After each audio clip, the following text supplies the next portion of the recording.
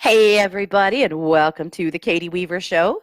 This is Katie. I'm your host. I'm so happy to be here.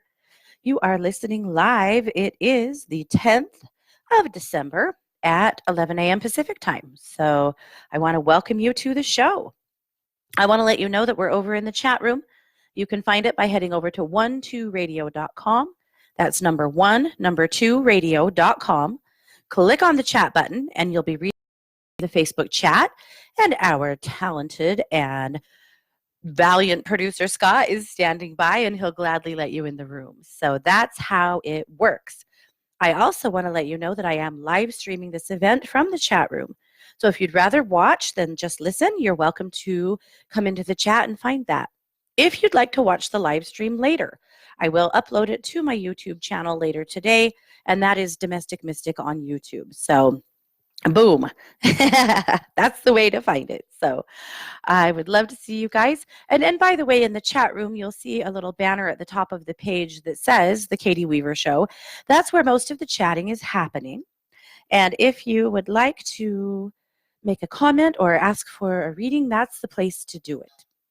So let me tell you what today's all about. It's going to be a fun show. I had already planned on doing one of those shows that I do every month where I read from multiple decks, and because we have a fun thing happening. So Angela Hartfield's brand new deck, Whispers from the Ocean, has come out. Whispers of the Ocean, sorry. And so I have it, and I'm way excited to read from it.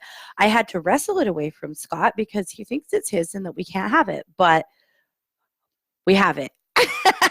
So anyway, he's just being silly about it. But anyway, so I'm going to read from Angie's new deck today. I will also read from Mo Tarot. This is that show where I get to read from all of my colleagues' decks. It's fun. So we'll read from Mo Tarot. This is why you might want to be in the live stream, because it's fun to be able to see the cards. I'm also going to be reading from Kelly McLean's original deck, Sweary Spirituality. Cannot wait to get the second part, the deck 2, so I can throw it in there. It's going to be great. And I will read from my deck, the Ground Blessed Protect and Move deck. So when you ask for a reading, I'll just, decide what decks feel right, and I'll pull cards, and we'll go from there. So that's how it's going to look. But it's also the full moon. And we have a tradition in these here parts, right? We started this, what do you think? Maybe 4 months ago, that on the full moon, I always pull a card from the fairy tarot, the fairy tale tarot, and we read the fairy tale and talk about the messages and the lessons from it for this full moon. And the moon will be full in just a couple of days. Big magical Christmas moon. So I'm excited. And so that's what's happening on the show today. We have all kinds of fun stuff. So it's all good. I have plenty to talk to you guys about. You know how that rolls. I am never at a loss of things to talk about. First of all, how's your Christmas shopping coming? Or do you do any? Or holiday shopping? You do, you don't. No judgment. But if you do, how's it going? Are you having fun? Do you absolutely hate this? What do you think? It's all good? It's all bad? You only shop online because stores suck? What do you do? Or do you make everything? Or no way in hell would you make anything? No judgment. Just inquiring minds want to know.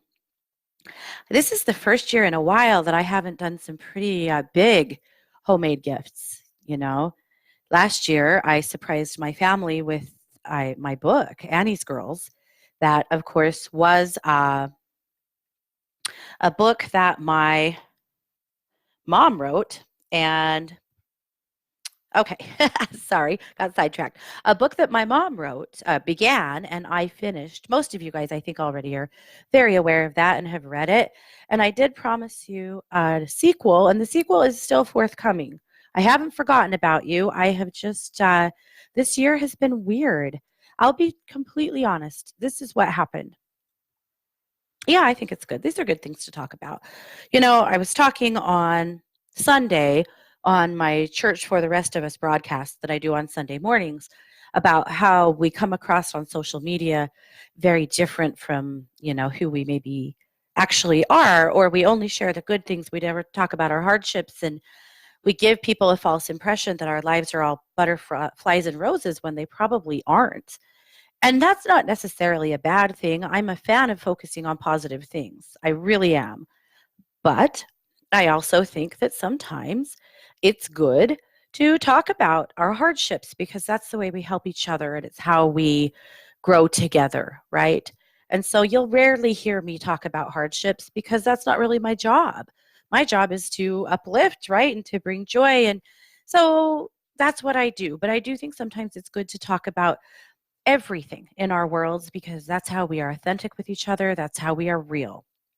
So I've kind of sidetracked myself here. So I'm going to do one thing. I'm sharing a link in the chat room. If you are curious about that book or my original book, you can find that there. Or you can just head over to katie-weaver.com and look under Katie's books. Okay, so all done. So I had fully intended on writing the sequel to Annie's Girls. I've started it.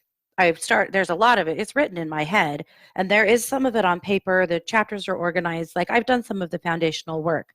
But most of you guys know that I have rheumatoid arthritis, and I typically do really well. I have a lot of tools and tricks, and I'm very careful about what I eat, and I do really well. But in August, I had bronchitis, and the medication I take is called a biologic. And biologics shut down certain parts of your immune system, the parts that are attacking your body. And so they're very necessary to prevent further joint damage and organ damage because rheumatoid arthritis hits your organs every bit as hard, maybe harder than it hits everything else. So anyway, the biologics are necessary, and I've put off taking one for many years. Finally started a biologic a few years ago. It made a big difference, and that was great. And I do love the biologic, actually. I know there's some people aren't big fans of these kinds of meds because they have their own risks, but I have needed them, and I'm totally comfortable with taking them. Anyway, I got bronchitis in August, and I had to stop taking the biologic for 3 weeks because you can't take an immunosuppressant when you're sick because it just makes you sicker, right? Or it could. Well, when I was able to go back on the biologic, it was Humira, by the way, it wasn't effective anymore. So I just, over the course of a couple of months, I lost a lot of joint function and went back to the rheumatologist, of course, and she decided that it was time to go ahead and go on a med change. And a med change is kind of a big deal because sometimes those meds take months to really kick into your system and start doing their work. She chose a med that's very similar to Humira, hoping that I wouldn't have a big backslide. And I didn't. I did have a couple of shots of steroids and anti-inflammatories and things to give me some immediate relief. And it worked and it helped a lot. But because of the last few months of jostling around trying to get this body of mine in order and in sync, it has slowed down my creative process in a sense. Not completely. I've been doing a lot of resin, and that kind of stuff, which is great. But the sequel to Annie's Girls definitely is not coming out this Christmas because I just haven't had the bandwidth. And there was a part of me that was really guilting myself, like, you know what, you need to suck it up. You need to just sit down and write, even though I feel scattered and my thoughts aren't together enough to write a book right now. They're not. But I am, as most of us are, usually my hardest critic. And so I've beat myself up pretty good about it and finally had to put my money where my mouth is and talk to me the way I would talk to any of you and say it's okay. You can be patient with you.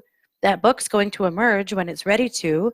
And if your body's not in a place right now, it's not in a place right now, and there's nothing wrong with that. So that's been my process, and that's why the book's not coming out right now, and that's why it's completely okay. So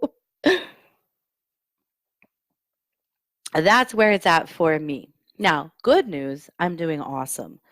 If I sound like I have a little cold right now, it's because I do, but it's just a little cold, which actually has cycled through me really quickly. I've been impressed. So no huge deal, no big, no big emergency here. I'm actually feeling so much better and functioning so much better and sleeping really well. And I'm on the upside of the flare, which is awesome because flares can last for years and, do pretty enormous damage if you're not on top of them and doing all the things you need to do. And it sucks because you can't control when a flare is going to happen. You kind of can, right? You be careful about what you eat. You be careful about good self-care. You try to get a little exercise. You try not to wear your body out, keep stress down, but the truth is sometimes they just happen and it's probably not your fault. It's just they just happen sometimes.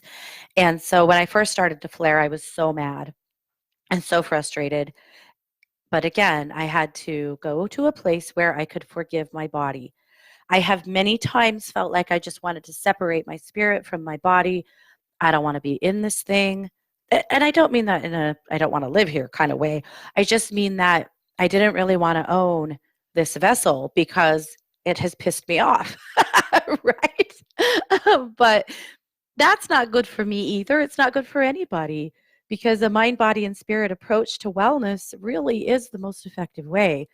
And so I have had to make peace with this vessel, with the size that it is, with the shape that it is, with the condition that it is in, and continue to love it healthy rather than ignore it healthy or hate it healthy because that doesn't work. We know that from the very basic, experiment that my kids did in grade school in having one plant that they loved and one plant that they hated and watching one die, right? You cannot hate something healthy.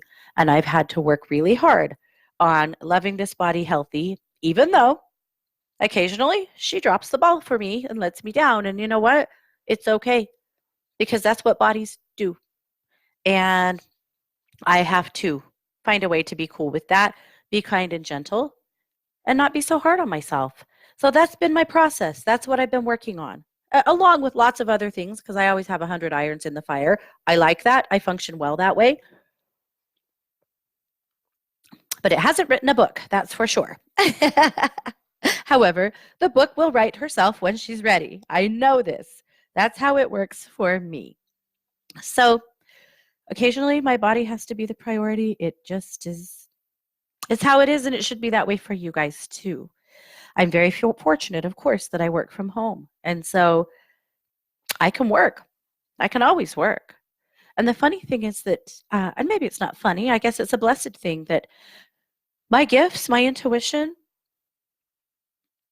it doesn't seem to, they never slow down by health issues, which is awesome. I'm lucky for that.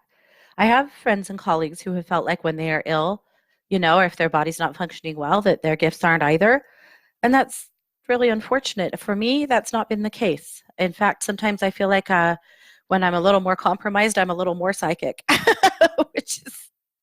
which is weird, but it's how it is. So whatever.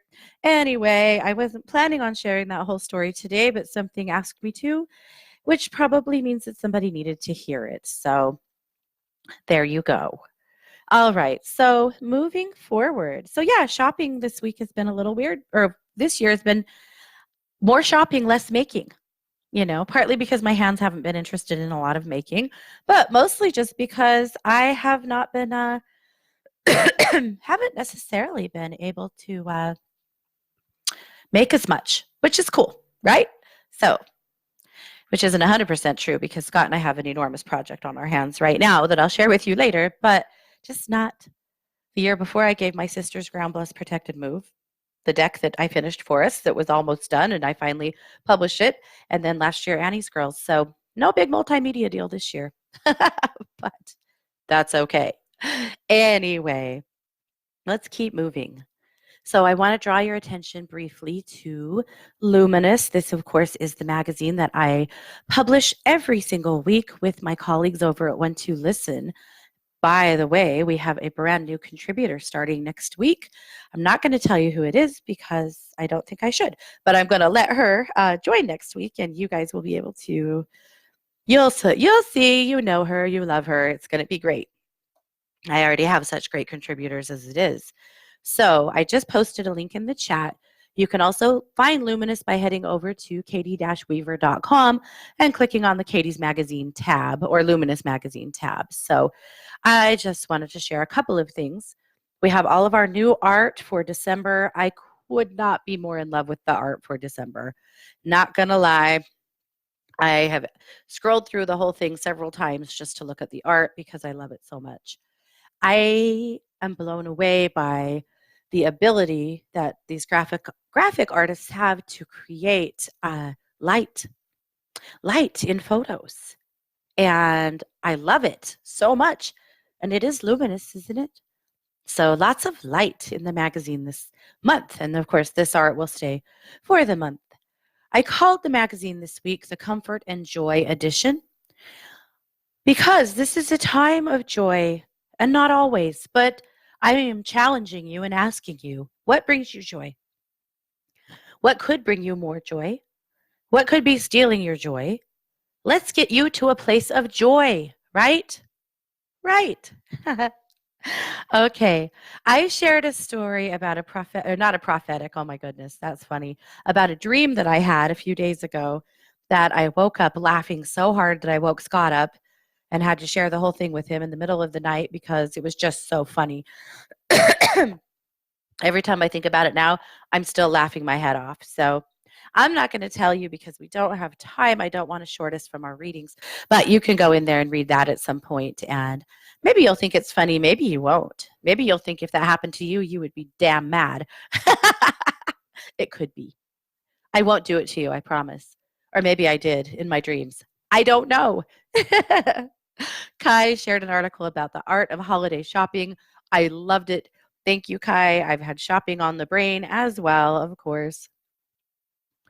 All right.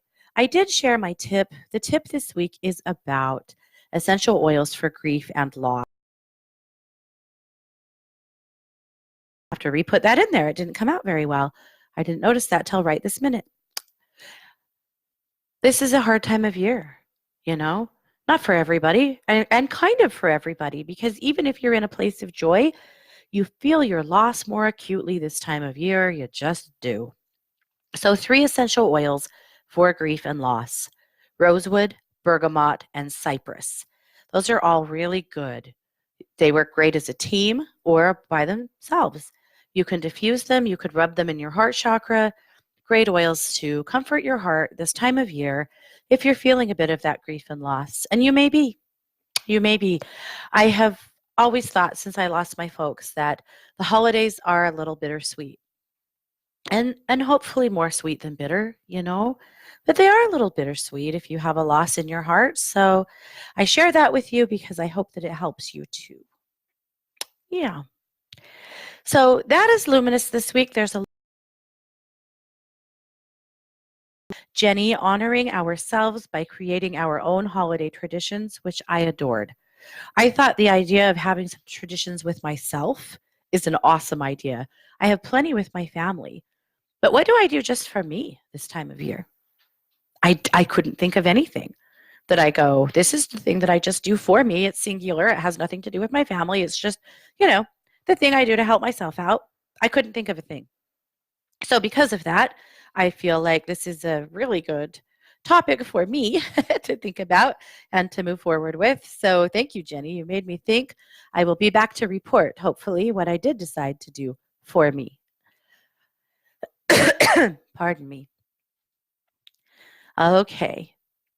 So that is it. So there's more to come, of course. So I hope that you do get an opportunity to read all the way through Luminous and take a look at those articles. Lots of great stuff. So many talented people that contribute and share their gifts with us. And as always, to all that contribute to Luminous, I am forever grateful. And dear reader, if you at any point would like to contribute, if you have a poem, a piece of art, a blog, a holiday memory, something else that you would love to see in Luminous, send it to me. Send it to me. We do have an opening there for a little reader's corner. If there's something you want to put in there, do it. I would love to see it.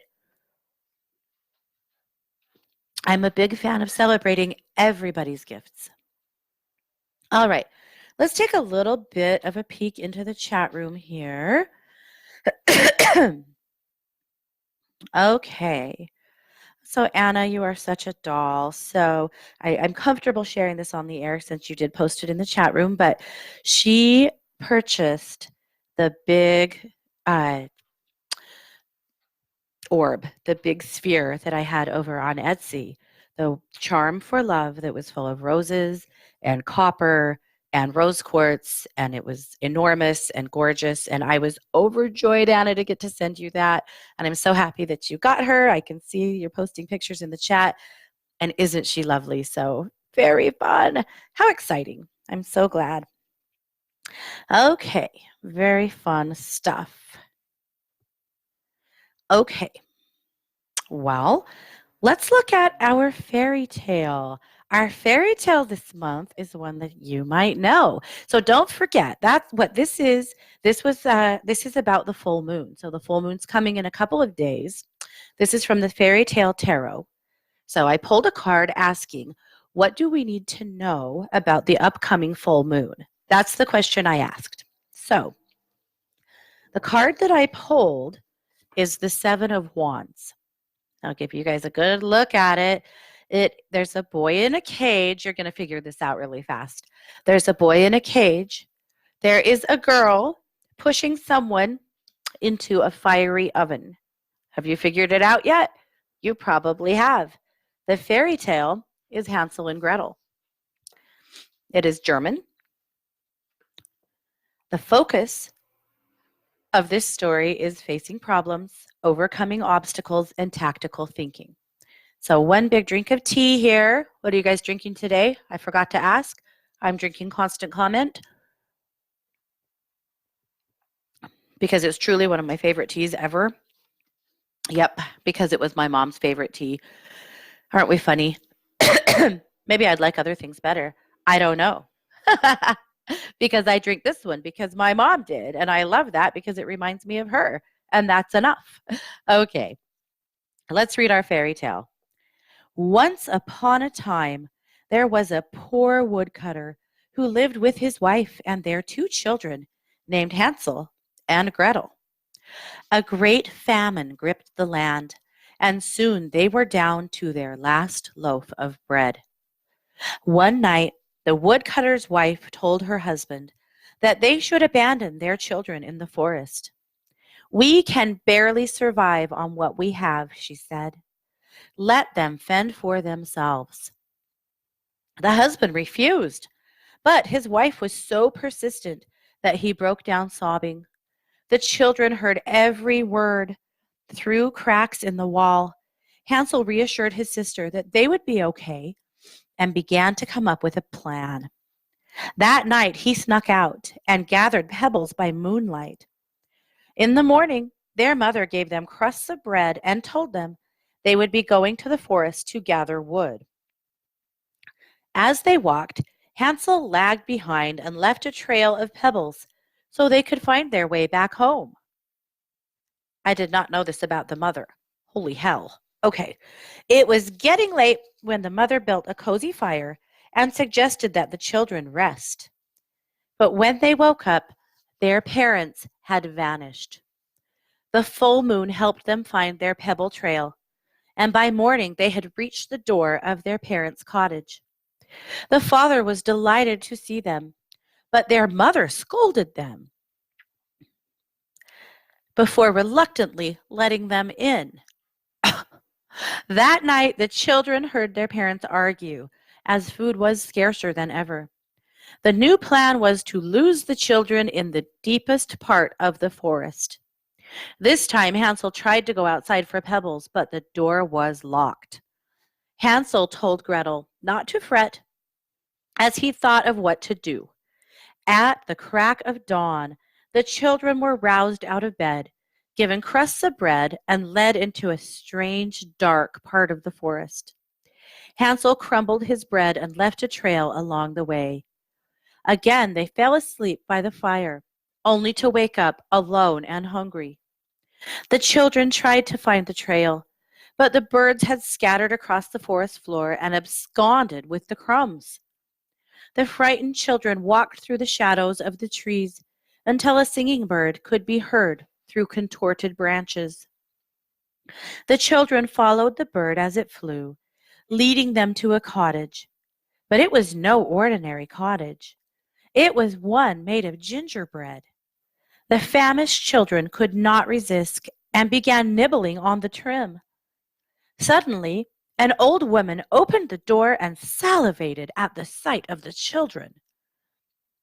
She was as crooked as a broken branch, but she smiled kindly and invited the children in.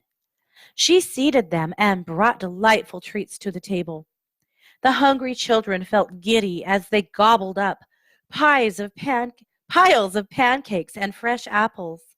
All the while, the old woman rapariously watched them as she led the full-bellied youngsters to soft beds.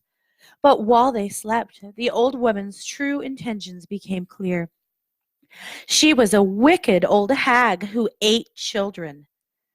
She uncovered a cage, grabbed the sleepy boy, and threw him inside. Then she woke Gretel and began barking orders. You lazy, good-for-nothing! Fetch some water and get cooking.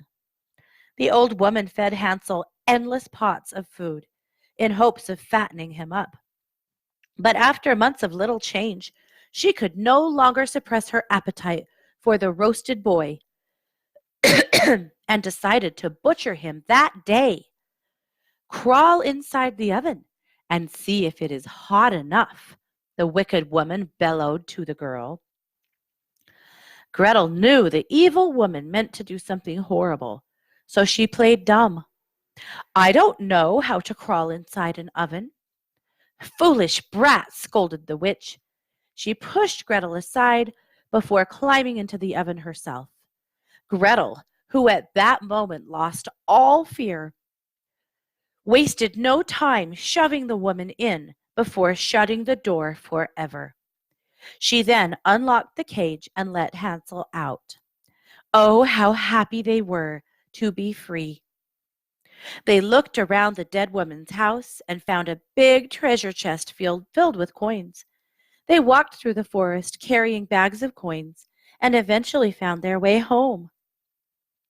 They came to the parents' cottage and heard the wails of their father. His wife had died and he was now alone. But when he saw his children, his sobs turned into tears of joy. After much rejoicing, they showed their father the bags of coins. Never would they go hungry again. I have questions. First of all, what the hell? Okay, obviously. Second of all, also, what the hell? Okay. What parents do that?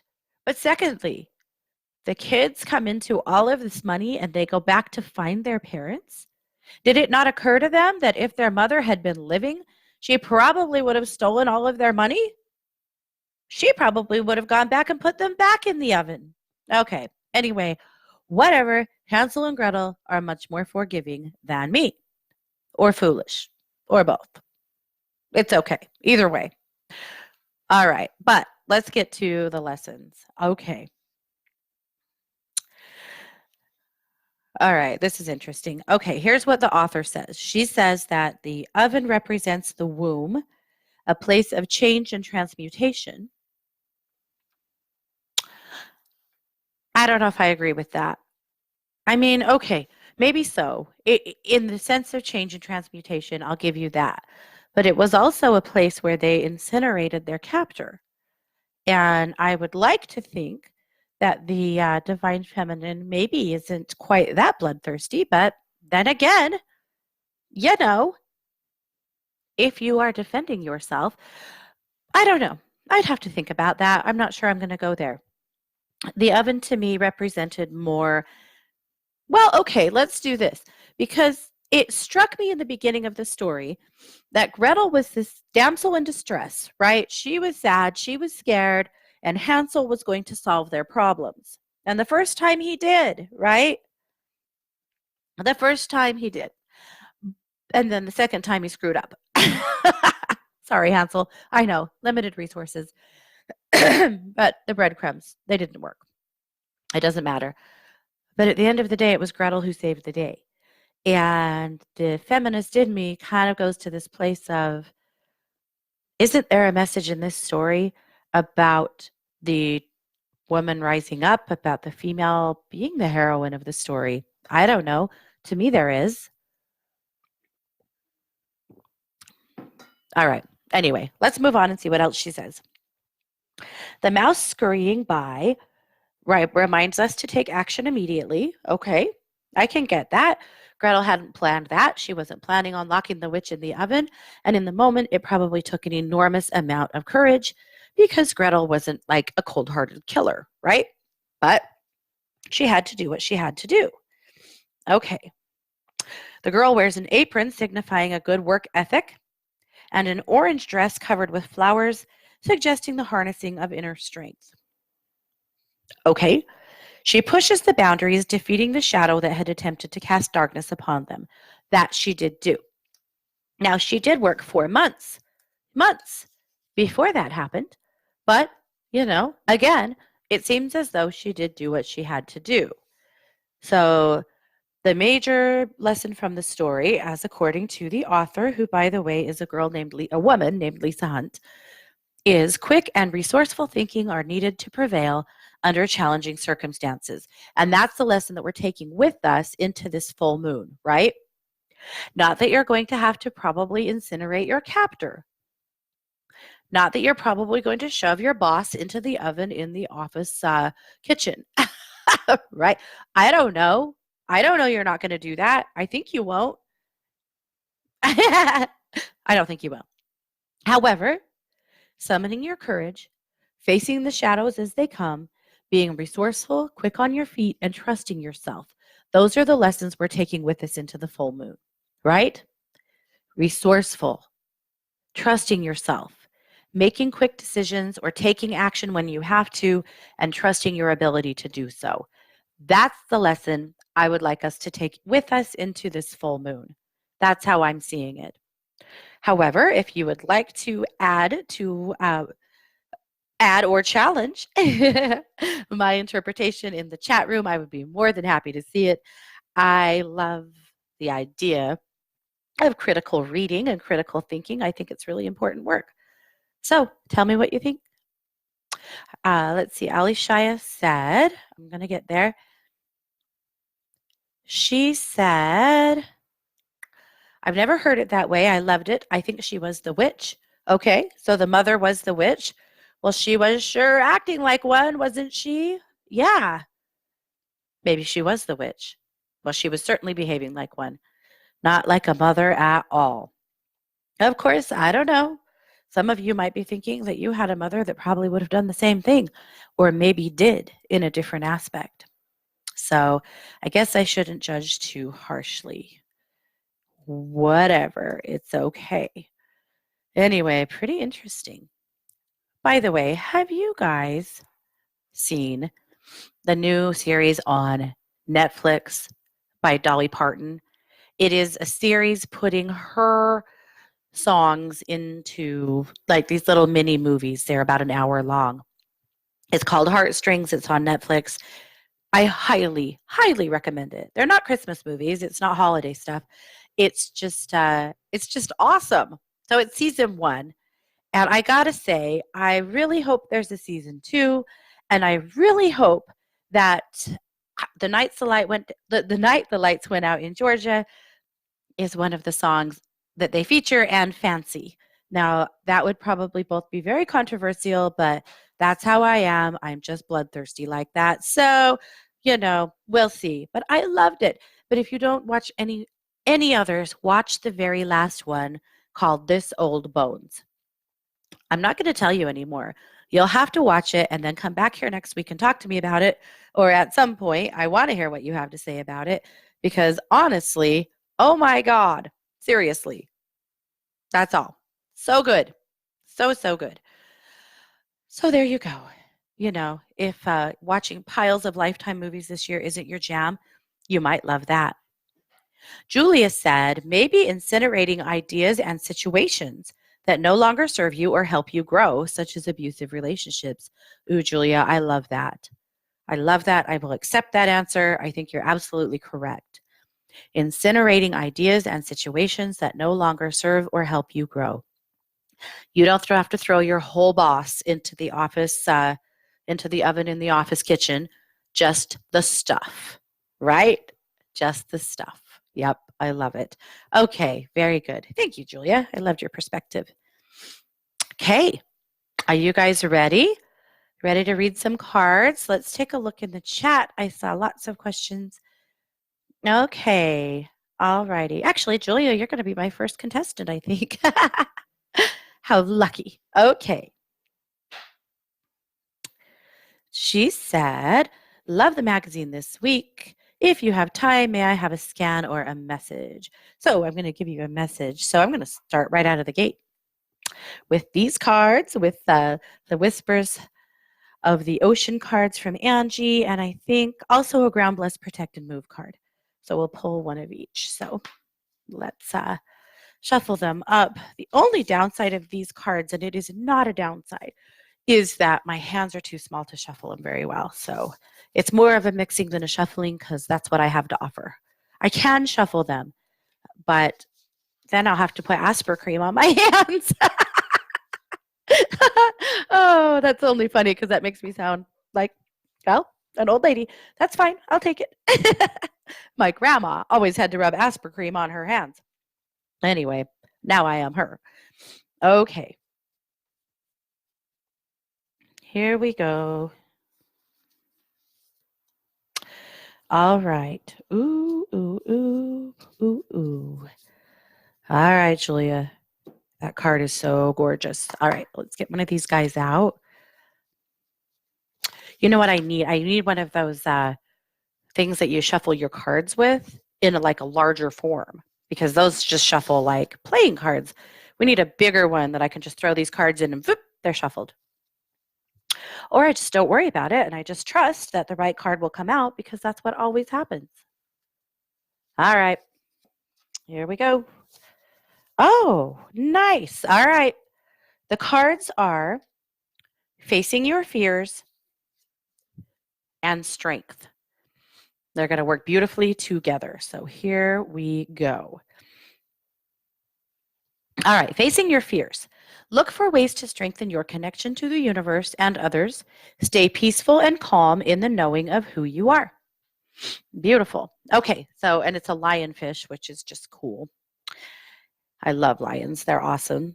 An interesting note about lions, though, is that they are highly poisonous. And so if you touch any one of those fins, all of those many, they have little tiny stingers on them and they will sting you good. So I think this is kind of interesting, facing your fears, not being afraid of the stingers, right? Because that's what comes up for me when I was thinking about what fears. I feel like for you, Julia, this is people. I mean, it's not a specific person, probably. It's more like people in your world that you play the game with, that you don't mess around with, you know, that you don't allow, that you do allow their BS. You do allow them to abuse you a little bit or to get away with a little more than they should because you don't want to get stung. You hate it. Which is fine. It's okay. I do understand that, you know. I do understand that. But what's really coming through for me in the message is that you have the strength to do so because we have the strength card, right? We have the strength card, and the strength card is telling us you are strong enough to stand up for yourself. You are strong enough to take the sting if you have to. You are strong enough to face your fears. Again, Julia, I don't think these are major fears.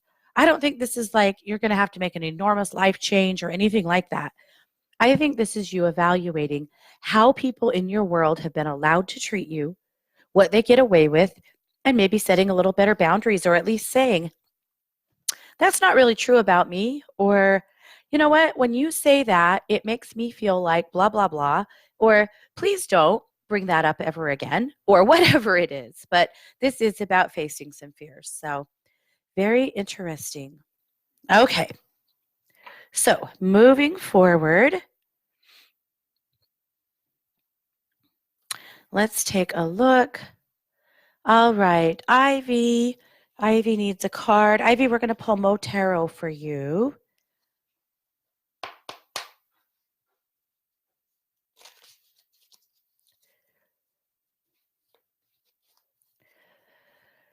We'll see what Motaro has to say. Okay. Oh, Ivy, it's the Nine of Cups, which is the happiness card. So this is multiple hands, well, nine of them, holding frothy cups, right? But the message is happiness. There's also Thor's hammer in the center of it. Happiness. What do you need to do? Probably nothing, except for to take a hard look at what's making you happy, what's bringing you joy, what maybe isn't, and how do you change that? How do you up the love quotient and the happiness quotient in your life? That's what comes through for me for you, Ivy, is just taking a look at that, focusing on the things that bring you joy, focusing on the things that do draw happiness into your world, and allowing them to flow to you, and maybe creating some of those experiences for yourself as well. Julia says, yes, being empathetic. I'm always wary of getting hit with other people's energies. Yeah, I hear you. Yep. Okay. Eva. Let's see, Eva. It's going to be Whispers of the Ocean and Sweary Spirituality. Okay.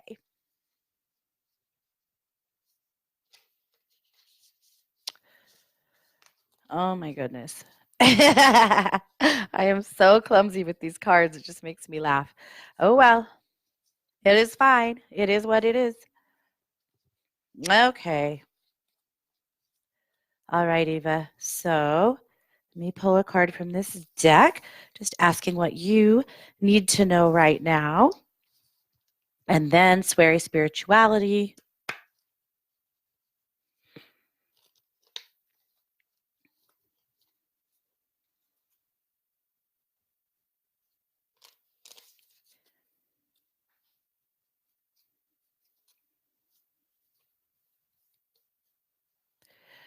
All right. Here we go. Okay. All right. Okay, the card. Oh, wow. I should know what that fish is called, and I cannot remember. They're so cool. Okay. I've seen these in a lot of saltwater aquariums. They're a harlequin. They're a harlequin something, a harlequin trigger, I believe. Harlequin trigger. Okay. All right. The trigger, see the trigger on their back, on the fin? Anyway, it's a harlequin trigger. Setting up parameters. Assess your relationships and determine how they are aligned with your goals.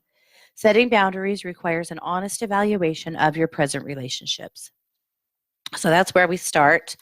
And then the Sweary Spirituality card is Bajiggity, a spirit word which describes an emotional or physical state of feeling ill, at ease in your flesh suit, laughter, an instant way to boost your vibration and cure bajiggitiness. So, when you are feeling a little uncomfortable in your skin, when you are feeling a little out of sorts, seeking out some laughter will help you to ground back into your body, get more comfortable, shift your frequency. How does that tie into this card? How does that tie into setting up parameters? Beautifully, I think, because I suspect that the boundaries that need to be set, the shifts that need to happen, and I feel like this probably has to do with your son and other relationships in your life, can be healed with a little bit of humor as well as a good conversation. So that's what comes up, Eva, for you. But you know what? I think it's also a good reminder for you to not get too heavy, to give yourself plenty of opportunities to laugh because, it's easy to get too heavy. It's easy to get too stuck, to get a little buried. So perhaps that's a little part of that, right? Maybe it is. Okay. All right. Let me get back here to my chat. Okay. Sid wants to know what the piggies have been up to, and this is the craziest thing. But our female pig, our little sow, Fiona, has gone crazy. She's discovered that she can put her hooves up on her front hooves up on my office chair, the chair I'm sitting on currently, and that it rolls. And she has been running this chair all over my office. I'll hear her banging around in my office, and I go in there, and she's got her front hooves on it, and she's running around, crashing into everything, and eventually she'll tip the chair over, and then her fun is over. I have no idea why she's doing this, totally. She's just having fun. There's no, like, big thing about it except for that she's having fun. And it cracks me up.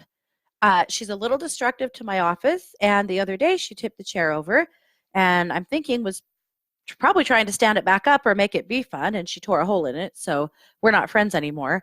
But she has been having a riot running around my office with my chair. So that's a little piece of what the piggies have been up to. They've been really bored. They don't want to go outside because it's cold and snowy, so we've had to do more things. They have this cool toy that you put their little snacks, their little pellets, their food into, and it rolls around on the floor, and they have to roll it around to get the treats to come out. And they're just tiny pellets that come out like one at a time. So you can take that and entertain a pig for a half an hour. We've been doing plenty of that. So anyway, just makes me laugh. They're cracking me up. But they're running around the office on my chair. I can't figure it out. My only answer to this, I have checked in with her. I've asked the questions. I've looked into why she's doing it. And the only answer I have from her is that she's having fun. Well, apparently it's fun. Yep. Anyway, yeah, she's making me laugh. It's hilarious. Maureen would like a message regarding career. Okay, Maureen. It's all I want to do. It's going to be the ocean deck. Okay. I'm just a broken record today, but I love this deck. It's just fun. It's fun to get a new deck and play with, Scott buys me a new deck just about every year for Christmas, and I love it. It might not be a deck that becomes a part of my regular repertoire. To be honest, professionally, I don't use a deck very often. It's not, I'm not a tarot reader by trade, and sometimes I'll pull out a deck to get a little extra perspective or just check into something and make sure that what I'm hearing is correct or, that we're on target. But I don't use them professionally very often. But I do love decks, and I love all of the artwork and all of the beauty and all of the spirit that comes through them from the person who created them. I really particularly love indie decks that aren't heavily edited. I want their work, right? I don't care what the editor thinks. I care what the author thinks. The person who felt compelled to create this deck, that's who I want to feel and experience, not, some Hay House editor that has heavily edited what's going on to this project, and not to slam Hay House. That's just what came up. But, indie decks I think are just awesome. Plus, they're a great way to support somebody who's trying to, make a living and do their work. Okay, it is seahorses. It's seahorses, Maureen. The card is amble with contentment. Waiting rather than acting is going to be most advantageous now. I know that is probably, that's a crappy answer in a sense, because I know it's asking you to just be patient, wait it out, give this all a little bit more time. Amble with contentment. Why? Because at the end of the day, everything is okay. It's okay now. It's going to be more okay later. You're on a good track and good things are happening. So try to take a deep breath. Don't let it be something that's hanging over your head and ruining your holidays. Just don't. Everything really is working out. It's just taking a little time. So amble with contentment and make like a seahorse, right? Okay. Okay, let's see. Taking a look. Anna said I would love a message or healing to get me to sleep better. Full moon making it hard to sleep and stay asleep. Amen. Been the case since the last full moon. Nothing troubling, so I'm not sure what's up. Perhaps processing the transition out of my job in the 2019 madness. Yeah, I think that's a huge part of it, Anna. I think some of it is just being really patient with yourself. I would also like to recommend that you seek out a cranial sacral healing session. It's a hands-on session. Some massage therapists do them. What I'm hearing is that your rhythms are out of balance, whether it's your circadian rhythms or it's the rhythms of your spinal fluid, you're out of balance. And that could be for a lot of reasons, but some of your health issues might actually have contributed to that. Look around your town and see if you can find somebody who does cranial sacral. Don't do a distance session for this. It needs to be a hands-on session because a true cranial sacral, it's an adjustment. It's a tiny, tiny adjustment of the tiny bones in the back of your neck to help the flow of your energy and the flow of your spinal fluid. It's really a powerful thing. And any of you that are having trouble sleeping, I highly recommend finding someone who does those sessions and that does them hands-on. I'm a huge fan of distance work. That's basically my life work.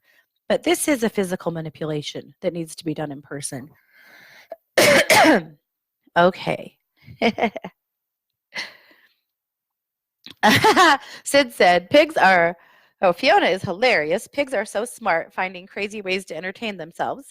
I hope she won't crash into something like a printer or something. If they misbehave, you can show them a picture of a ham. All right, that makes me want to tell you a joke. Okay, so this man got a parrot for Christmas, like a big macaw. Beautiful bird. And it was a nice bird. He was just eating well, didn't bite. He was awesome, but he had horrible language. And every time company would come over, he would squawk out all of these expletives and really embarrass this guy. And he kept telling him, if you don't stop swearing, I'm going to put you in the freezer. But he didn't really do it. Well, one day, finally, he broke the camel's back. Grandma came to visit, and the parrot screamed out a long stream of expletives that shocked Grandma, embarrassed the man, and he said, that's it. I've warned you. You're all done. So he grabbed him and he stuffed him in the freezer and he slammed the door. I wouldn't recommend doing this in real life. So it was just a timeout. He wasn't going to leave him there forever. So after a couple of minutes in the freezer, he pulled him out. And the parrot looked at him. He pointed to a frozen turkey in the freezer and said, what'd he say? I know. Not funny and very funny. Thanks, Sid, for bringing that joke up for me. I know. Absolutely crazy. Okay. Very quickly. Elizabeth, I wanted to pull a card for you fast, and we'll just go ahead and pull it from the Oceans deck since I can't get enough of that one today. Okay.